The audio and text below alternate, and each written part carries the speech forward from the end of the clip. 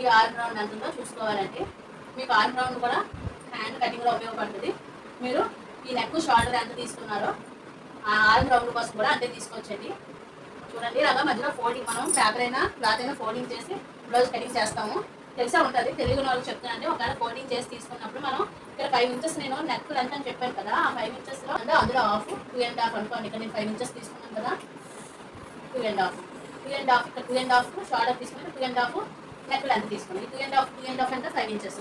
Okay, మీరు shoulder neck కలిపి length ఎంత తీసుకున్నారో దానికి మనం ఆర్మ్ రౌండ్ కోసం తీసుకున్నాం.